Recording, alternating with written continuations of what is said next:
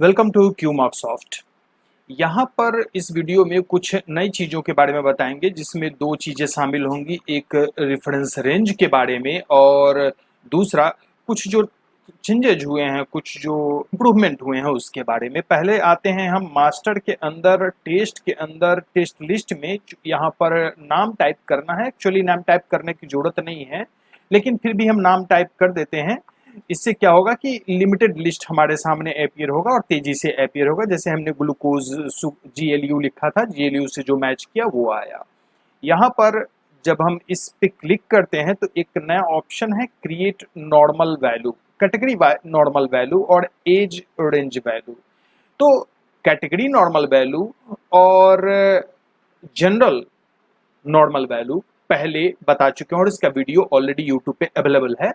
General normal value का मतलब वैसा टेस्ट जिसमें पॉजिटिव, नेगेटिव या इस टाइप का कुछ रिजल्ट होता है। मतलब कि मेल फीमेल अलग करने की जरूरत नहीं होती, मेल हो फीमेल हो, इसमें कोई नॉर्मल रेंज का कोई खास चक्कर ना हो।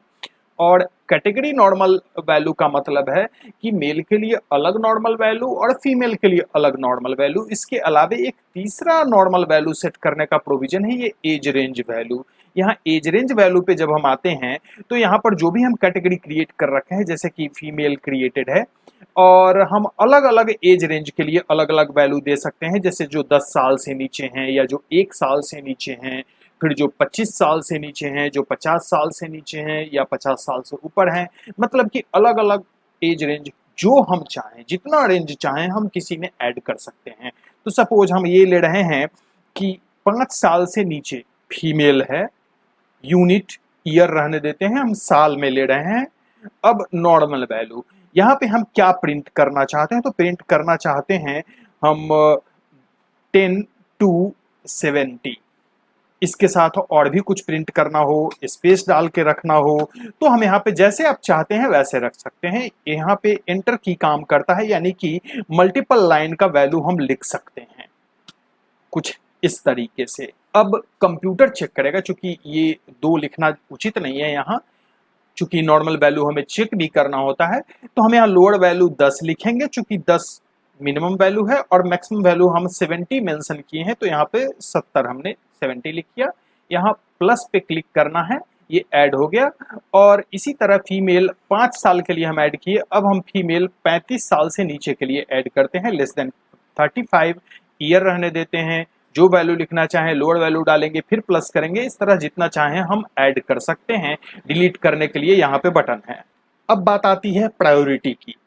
तो अगर यहाँ स्केप कर लेते हैं, हम सेव नहीं कर रहे हैं, तो प्रायोरिटी क्या होगा? अगर एज रेंज वाइज वैल्यू मिलेगा तो उसको प्रिंट करेगा। अगर नहीं इनपुट किया हुआ है तो जो वैल्यू हमने कैटेगरी वाइज या फिर जनरल वैल्यू डाला है वो प्रिंट करेगा। मल्टीपल लाइन का वैल्यू हम प्रिंट कर सकते हैं, जैसा कि अभी हम दिखाए।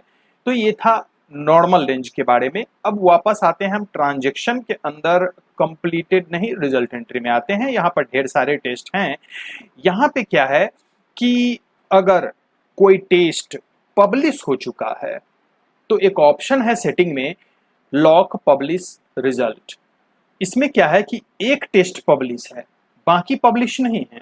अगर पूरा का पूरा टेस्ट पब्लिश हो जाएगा तो हम रिजल्ट एंट्री में जाके कोई चेंज नहीं कर सकते हैं। अभी हमें रिजल्ट एंट्री में जाने देगा क्योंकि एक ही टेस्ट पब्लिश हुआ है।